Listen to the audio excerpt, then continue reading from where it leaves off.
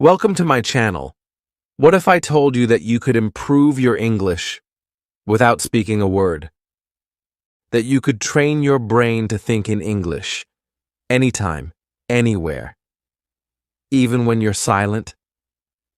For 30 days, I spoke English only in my mind. No notebooks, no teachers, just my thoughts.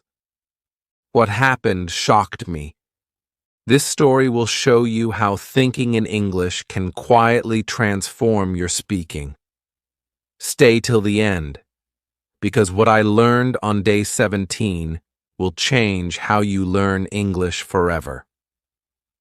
Chapter 1. The First Day of Silence. The first day felt strange. I had made a simple rule for myself. From now on, I will not speak in my native language, not even in my head. I will think only in English. It sounded easy at first, but when I opened my eyes that morning, my mind automatically started speaking in my native language. I had to stop it. I reminded myself, no, English only. But what do I say? What does thinking in English even look like? So I started with small, easy things. I looked at the ceiling. I wake up. I saw the curtain.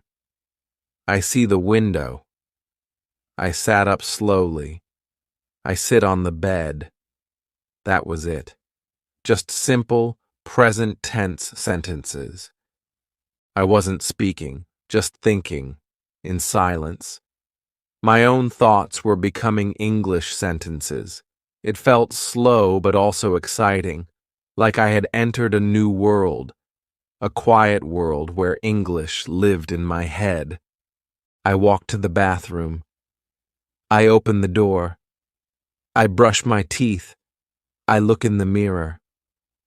I wasn't using any grammar rules. I wasn't worried about mistakes. I was just naming what I saw and what I did. And for the first time, I was seeing English not as a subject, but as a way of life. It was around me. It was inside me. But soon, I hit a wall. I wanted to say something like, I feel fresh, but I didn't know how. I paused. I tried to translate from my language, but then I stopped myself. No translation, I whispered. Just guess. So I said, I feel new. It wasn't perfect, but it worked. It gave me confidence. I was learning by doing, not by rules. As the day went on, I kept going. Every action was a sentence. I drink water. I walk slowly. I wear my shoes. It was boring sometimes. Repetitive. I forgot words.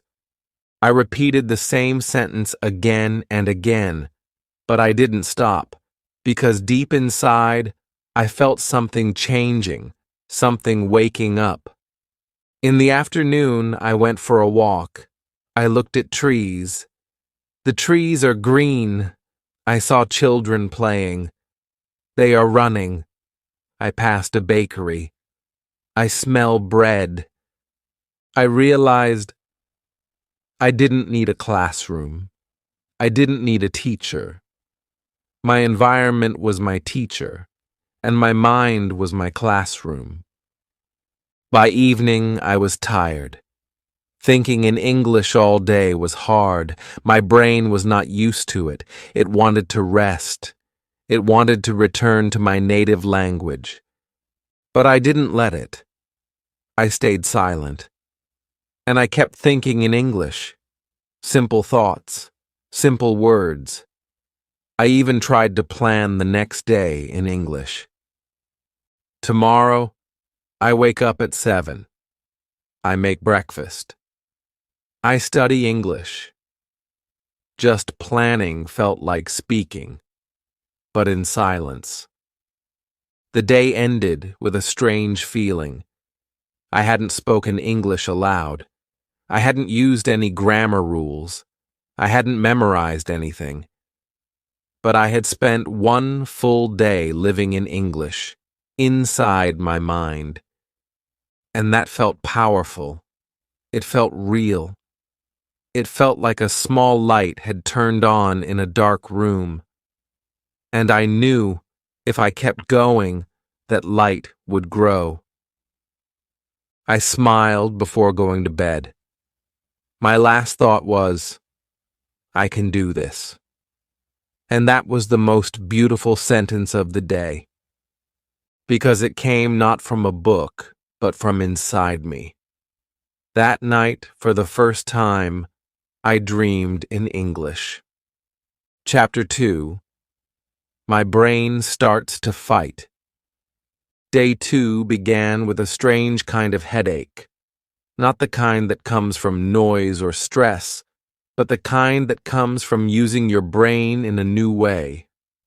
I woke up and forgot to think in English. My mind naturally started in my native language again. It felt comfortable, easy, automatic. But I remembered my goal. I whispered in my mind, no. English only. Still, it was harder than yesterday. My brain didn't want to do it. It felt slow, heavy, even lazy. It was like dragging a heavy bag up a hill. I said, I get up.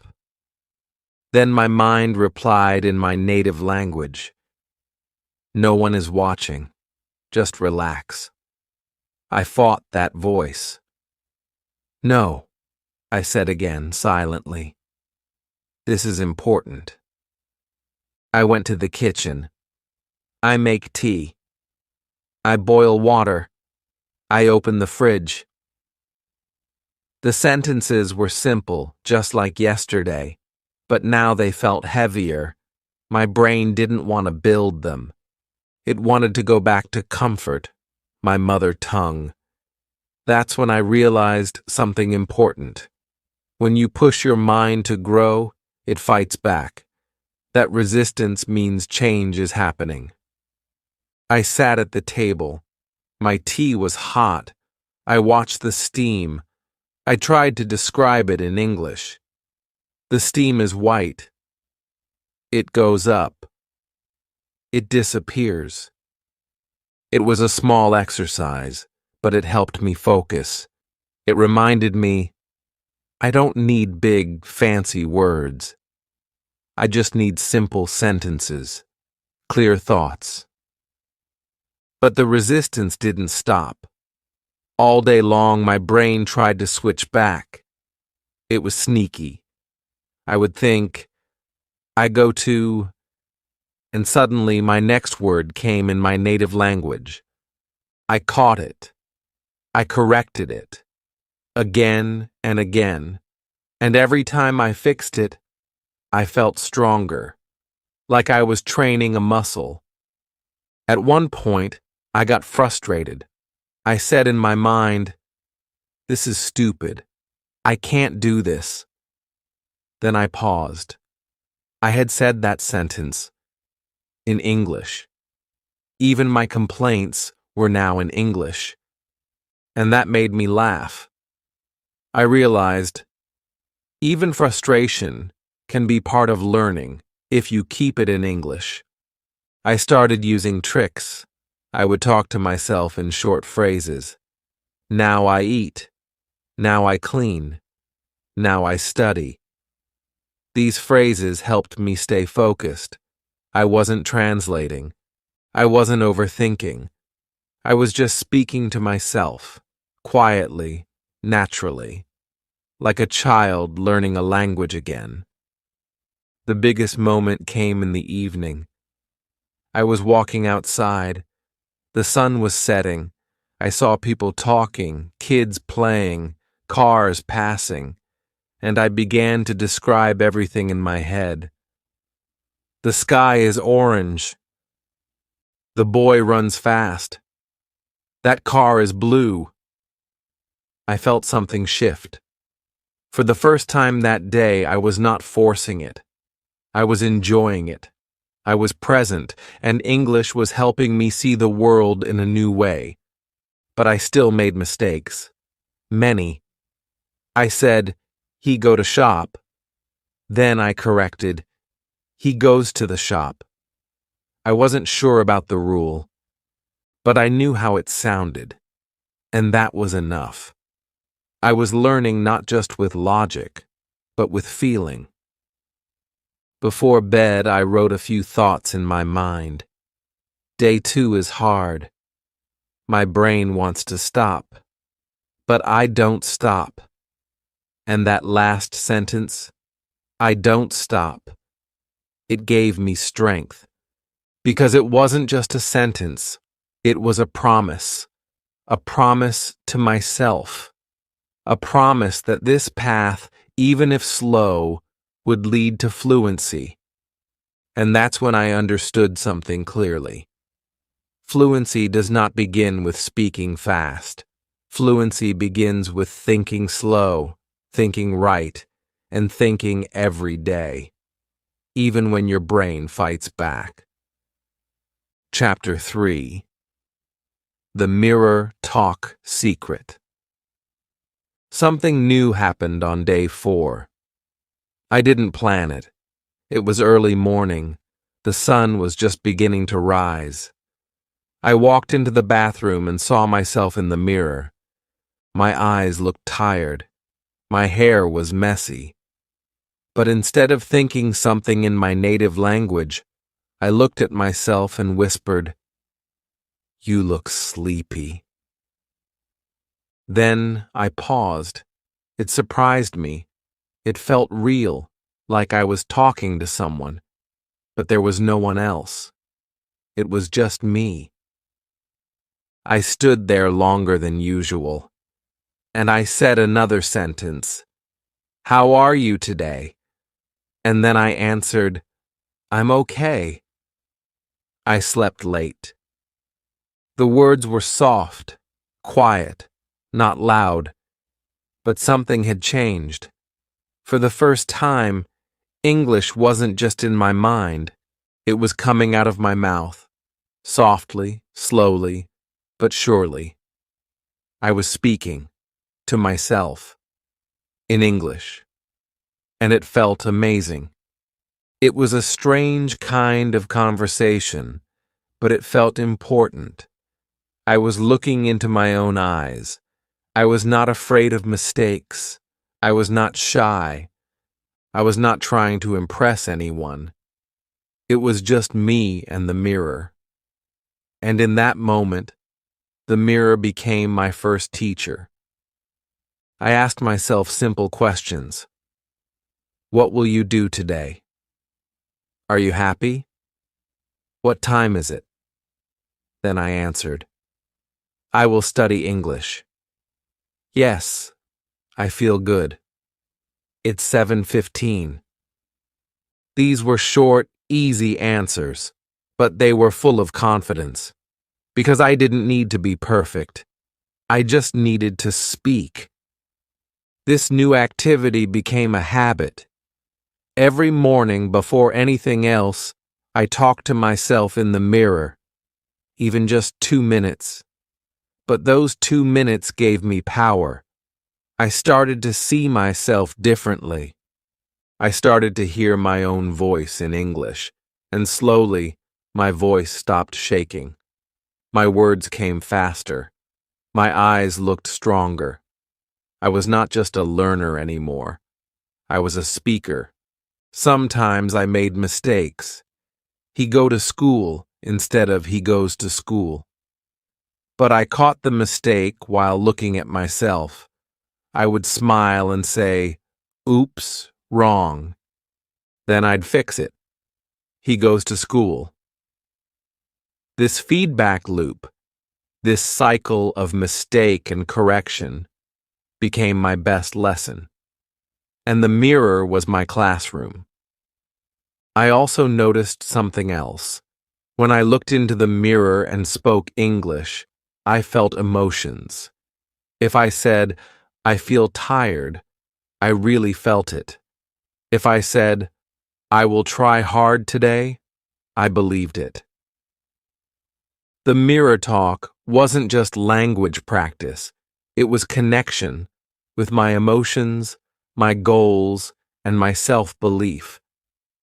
One evening, I even practiced a future conversation. I looked in the mirror and said, "Hello, my name is..." Then I imagined someone asking me, "Where are you from?" And I answered. I practiced smiling while speaking. I practiced body language. It wasn't a joke. It was serious training. And it was working.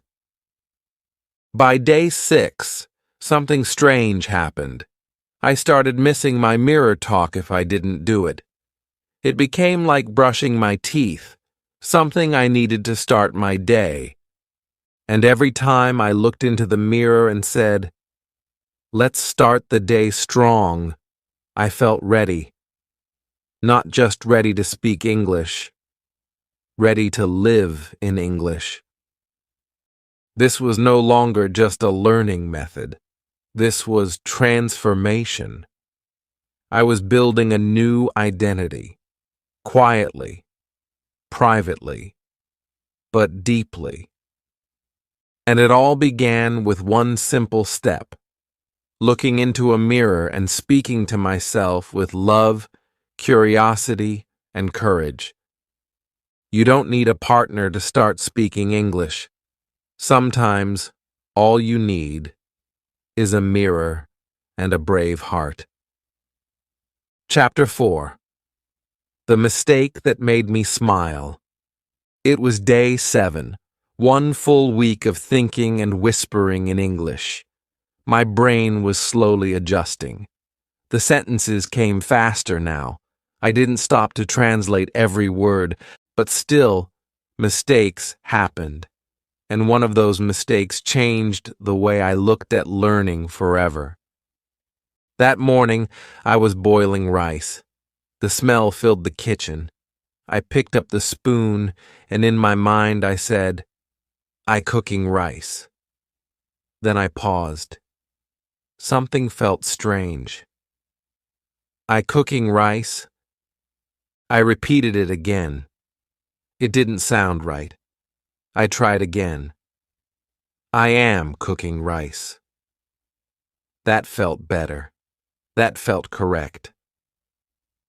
At that moment, I smiled. Not because I had made a mistake, but because I had caught the mistake without a grammar book. I didn't open Google. I didn't check a rule. My ears knew it was wrong. My mind felt the rhythm of English. That was the moment I realized I was learning like a child, by feeling, not by forcing. This kind of learning is slow at first, but it's strong. When you correct yourself from the inside, you never forget. And more than that, you grow confident, because you're not depending on anyone else. You are becoming your own guide. I started to welcome these small mistakes. They became my friends. When I said, "He go to office," and later realized it should be, "He goes to the office," I didn't feel angry or embarrassed. I felt excited. I was learning through living. Every wrong sentence was a lesson. Every correction was a celebration. Sometimes I made the same mistake again the next day, and that's okay too. That's how real learning happens. You fall, you rise, you repeat, and then you remember. Slowly, the wrong becomes right. The weak becomes strong. In the evening, I sat quietly and reviewed my day. In my mind, I whispered, "Today I make 3 mistakes." I said, "He go." I said, "She like tea." I said, "I cooking." But I fixed them. I learned from them. That quiet reflection was powerful. It helped me see my progress. It helped me see that mistakes are not enemies. They are signs of effort. There was another moment that made me laugh. I was in the kitchen again.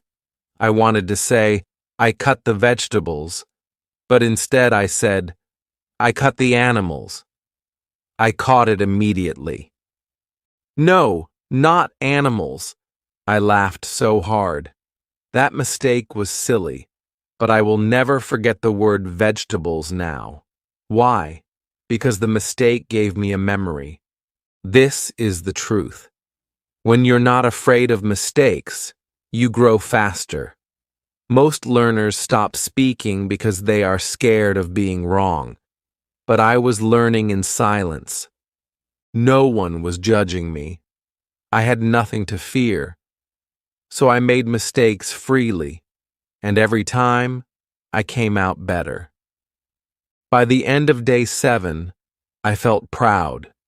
Not because I was fluent, not because I was perfect, but because I was learning like a human, with emotion, with laughter, with experience. My English wasn't just grammar and vocabulary. It was becoming real. It had personality. It had heart. So I gave myself a new rule. Every time I make a mistake in English, I must smile, because it means I am trying, and trying means I am on the path. A mistake is not the end. It is just a sign that learning is happening. A very good sign. That night, before sleeping, I whispered to myself, I am not perfect, but I am improving. And that sentence, said softly in the dark, made me feel stronger than ever. Chapter 5. My first silent conversation. It was day 10. I had already spent more than a week thinking in English. I had described my actions. I had talked to myself in the mirror. I had caught and corrected my own mistakes. But I had never done something that felt like real communication. That changed today. I was sitting quietly in my room. The fan was turning slowly above me. I wasn't holding a book. I wasn't writing anything. I was just sitting. Then a thought came. What if I imagine a conversation? What if I create two people in my head and they talk to each other in English? So I tried. I imagined I was in a store. A woman behind the counter smiled at me. In my mind, she said, "Hello, can I help you?" I replied in my head, "Yes, I'm looking for a jacket." She asked, "What size do you need?" I said, "Medium, please." She smiled again. "Try this one." I said, "Thank you." I stopped. My eyes were wide. I had just spoken 4 lines, a full conversation, all in my head, all in English, and it felt real. It was like I was watching a movie, but I was both the actor and the audience. I felt joy. This was something new, something powerful. I decided to try more. I imagined I was meeting someone for the first time. "Hi, what's your name?" "My name is Sam." "Nice to meet you, Sam. Where are you from?" "I'm from United States. And you?" "I'm from Canada." These simple exchanges made me feel something I had not felt before. Readiness. I felt ready to talk to a real person. From that day, I started doing this every day, creating silent conversations, on the bus, while walking, before sleeping. Anytime I had quiet time, I opened my mind and let the characters speak. I would imagine situations at the airport, in a cafe, in a taxi. I imagined asking for directions, ordering food, asking about the weather, and what surprised me most, I didn't need to think too hard. The sentences came naturally, not perfect, but clear, not fast, but smooth. My brain was not translating anymore. It was thinking directly in English. Some moments were funny. I imagined talking to a waiter and saying, "I want chicken tea." I laughed. No, I mean chicken soup." That mistake made the scene more fun. It made the memory stronger. And I learned the word better. This is the magic of creating conversations. They stay with you. Another day, I imagined being in a job interview. I said in my mind, "I am hard worker. I like learn new things." Then I paused.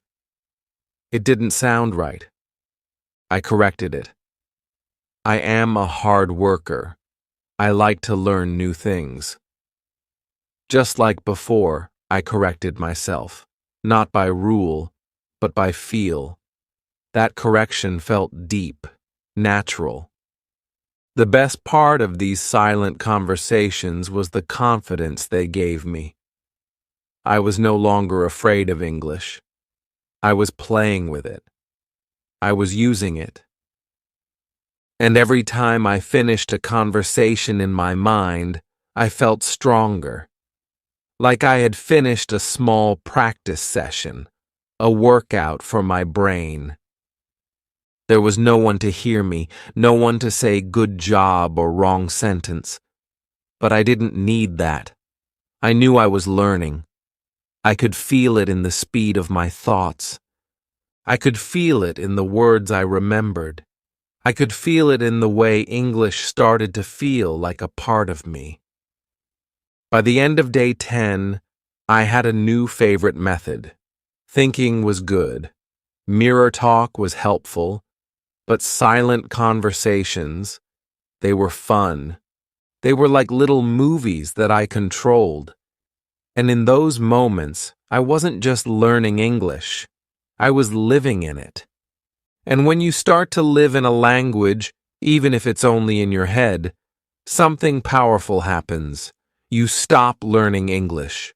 You start becoming an English speaker. Chapter 6. When English becomes a habit. Day 15 arrived quietly, just like every other morning. But something had changed. I didn't notice it immediately. I got out of bed, walked to the bathroom, and said in my head, "I feel tired today."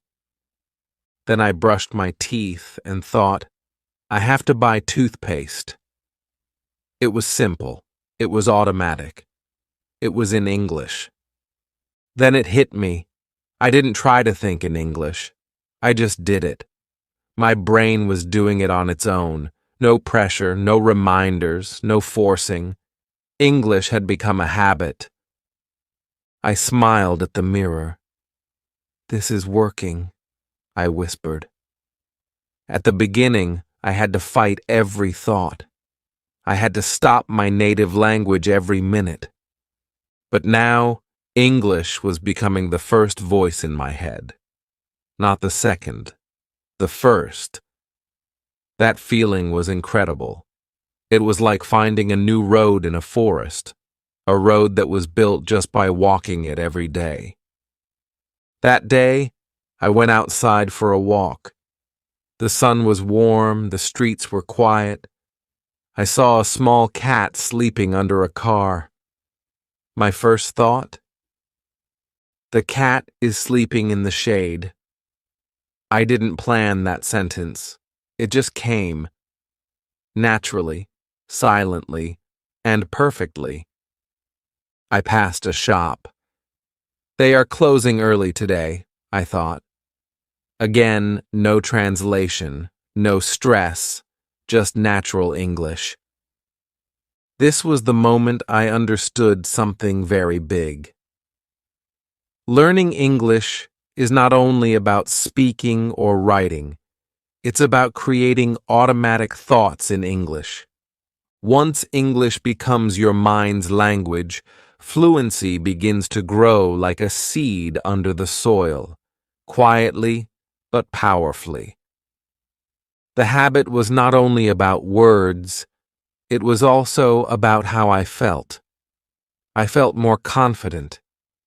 I started thinking about my future in English. Next week, I want to try a conversation with a real person. I will practice speaking on a video call. These weren't just thoughts. They were goals, made and felt in English. Even emotions became part of it. When I was sad, I whispered, "I feel low today, but it's okay." When I was happy, I smiled and said, "I love this moment." I started feeling in English. That is something no textbook can teach you. One evening, I was watching the sunset. The sky was full of colors, orange, pink, purple. I whispered in my mind, "This sky looks like a painting." Then I thought, I wish I could show this to someone. I imagined saying it to a friend in English. That thought, that desire to share beauty using English, made me emotional. That night, I realized something that gave me goosebumps. English was no longer just a skill I was trying to learn. It was becoming a part of my personality. I wasn't just practicing sentences. I was thinking dreams, emotions, and memories in another language. And that's what a true habit feels like. You don't even know you're doing it until you stop and realize, I've been doing this all day. Of course, I still made small mistakes. Sometimes I said, "he don't," instead of, "he doesn't." But I caught it quickly. My brain now had a little English ear inside. It could hear what sounded right and what didn't. It was like learning music. You feel the rhythm. By day 15, I was no longer fighting English. I was walking with it. It wasn't heavy anymore. It was light, natural, and joyful. And that's the key. When learning becomes a lifestyle, not a lesson. When you stop practicing English and start living it. Chapter 7. The Fear of Speaking Out Loud. By day 20, I had been thinking, whispering, and imagining English every single day. In my mind, I was fluent. I could describe my actions. I could talk to myself. I could imagine conversations in cafes, stores, and airports. I felt proud. But one thing was still missing. I hadn't spoken to a real person, not even once. The idea scared me. What if I forgot words? What if I made a mistake? What if they laughed at me? My mind was fluent, but my mouth felt frozen. It's a strange thing. You feel ready in your thoughts, but when it's time to open your mouth, fear takes over. That fear is heavy and real. That day, I decided I had to break the silence, even if just a few words, even if just to a friend. So I made a plan. I would speak one short sentence to someone. Nothing big, just something simple. Later that evening, I met a friend outside my house. She smiled and said, "Hi." I smiled back. My heart started racing. I could hear my pulse in my ears. And then softly, I said, "I'm learning to speak English. I think in English now." The sentence came out slow, not smooth, but it came out. She paused. Then she smiled and said, "Wow, that's amazing. You never told me that before." I couldn't believe it. She didn't laugh. She didn't correct me. She was impressed. And that reaction, that tiny, kind reaction, gave me something powerful. Courage. We didn't talk more in English that day, but I walked home with a full heart. I had done it. I had crossed the line between silence and speech, and the world didn't fall apart. In fact, it opened up a little. The next day, I tried again. A different friend. I said, I practice English every day, in my head. She looked surprised. Really? That's cool. Just 2 sentences, but those 2 lines felt like 2 doors opening. Something had changed. I had been training in silence, and now I was testing the water. I was stepping into the world with small, brave steps. That whole week, I kept doing the same thing. 1 or 2 sentences per day. Nothing long, but real, spoken, heard. Each time I spoke, I felt nervous. My mouth moved slowly, my voice felt small, but my thoughts were strong, clear, confident, because I had built a foundation in my mind, and now that foundation was holding me up. It reminded me of something a great teacher once said, "Speak when you're not ready." That's how you become ready. There was one moment I'll never forget. I was buying something at a small shop. The man gave me the wrong change. I wanted to say something, but I hesitated. Then I thought, no, use your English. I said, "Excuse me, I think this is not correct." My voice shook a little, but he looked, counted again, and said, "Oh, sorry." He corrected it. I walked away feeling like I had won a medal, not because of the money, but because I had used my English in real life. That's the power of pushing past fear. Fear says, wait until you're perfect, but courage says, go now, try anyway. And that's when the real learning begins. By day 20, I had learned something important. Silence is useful, but speech is the goal. Thinking trains your brain, but speaking trains your courage. You don't have to say a lot, you just have to start. 1 sentence, 1 moment, 1 small win, and those wins add up. Every brave sentence becomes a brick in the house of your fluency.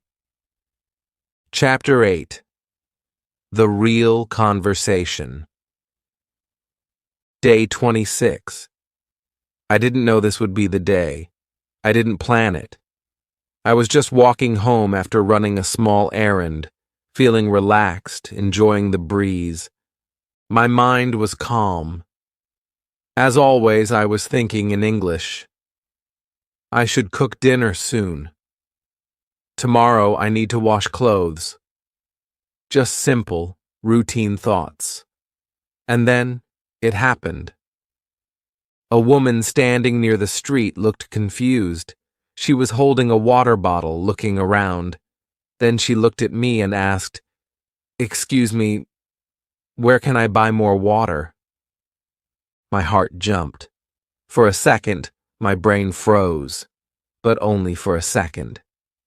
I smiled and said, "Go straight, then turn left. There's a small shop." She looked relieved. "Thank you," she said, and I replied, "You're welcome." That was it. A short, simple conversation, nothing fancy, but it was real, it was unscripted, it was fast, and I had responded. I kept walking, but my heart was flying. I had done it. I had spoken English with a real stranger outside, in real life. I didn't ask anyone to practice. I didn't plan a topic. I didn't check my grammar before speaking. It just happened. And that's when I knew. My silent practice had turned into real skill. All those days of thinking in English, all those mirror talks, all those imagined conversations, they had prepared me for this. Quietly, deeply, without pressure. I replayed the moment in my mind again and again. Not because I was proud, but because I was shocked. I realized I didn't need to think or translate. The answer came instantly. That's fluency. Fluency is not knowing every word. It's being able to express something in the moment with confidence. Later that day, I told a friend about the conversation. And as I explained it, I said something I hadn't said before. I said, I feel like I live in English now. Not I study English. Not I try to speak English. But I live in English. Because it was true. My thoughts were English. My voice had become English. And now, my world was slowly becoming English too. In the next few days, I had more of these tiny conversations. A small chat with a shopkeeper, asking a classmate a question in English, answering something at the bus stop. Nothing long. But every time I spoke, it became easier. My voice became stronger. My words came faster. And even when I made mistakes, I didn't feel embarrassed.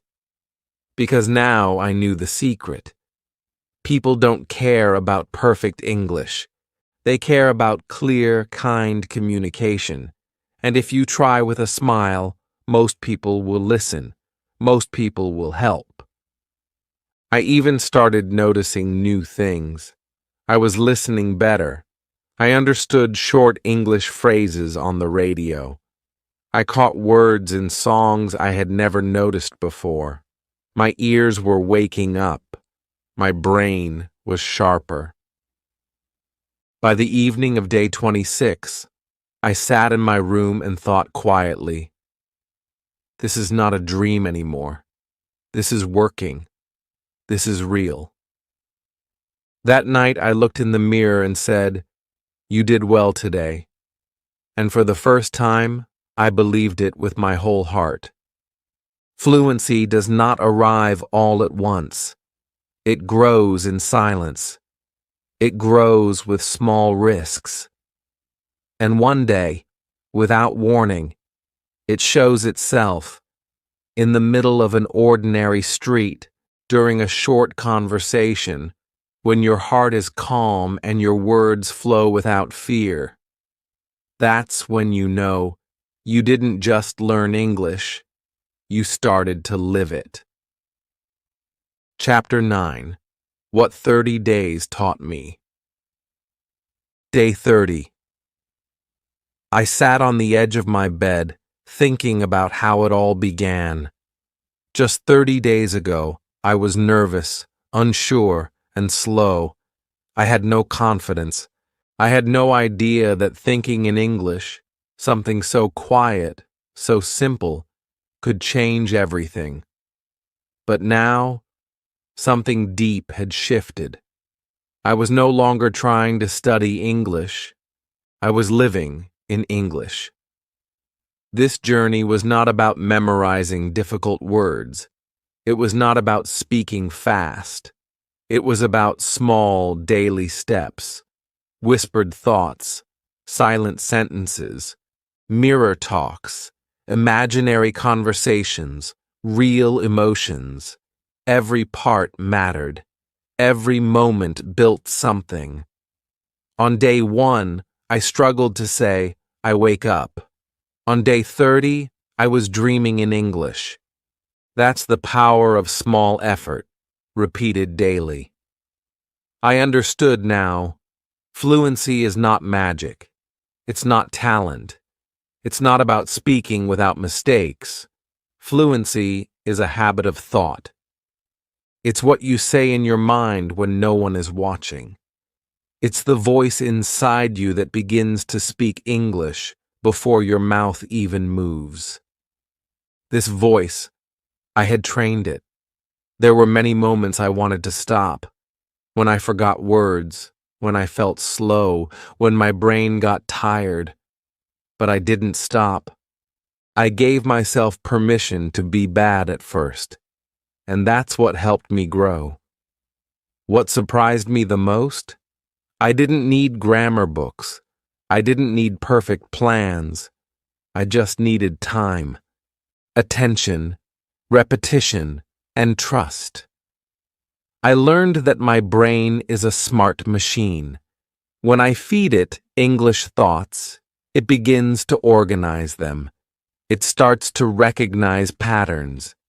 It begins to make sense of the language from the inside out. And the best part? I did it all by myself.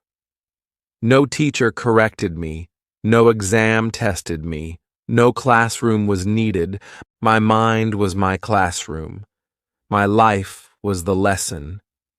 My voice, even when silent, was the teacher.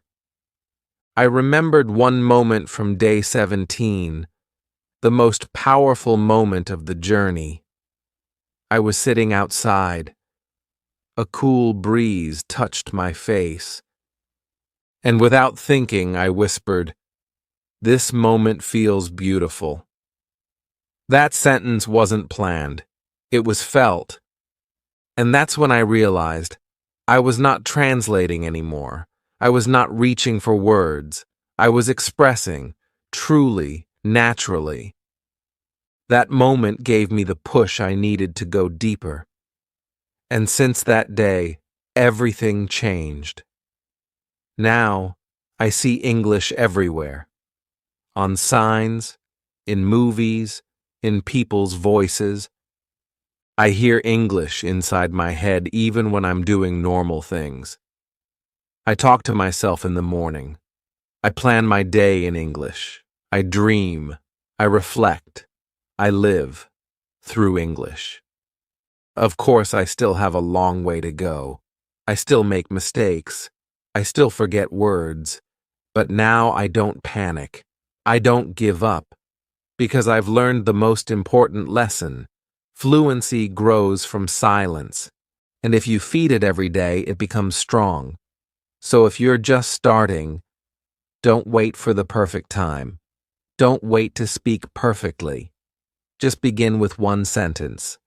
In your mind, today, right now. Because what starts in silence, one day becomes a voice. If this story helped you, if it gave you a new way to learn English, please like this video and subscribe to this channel. Leave a comment and tell me, have you ever tried thinking in English? What was your experience like? Let's grow together. Let's support each other. And always remember, your fluency starts not with loud words, but with quiet thoughts. This is your journey, and it begins in your mind.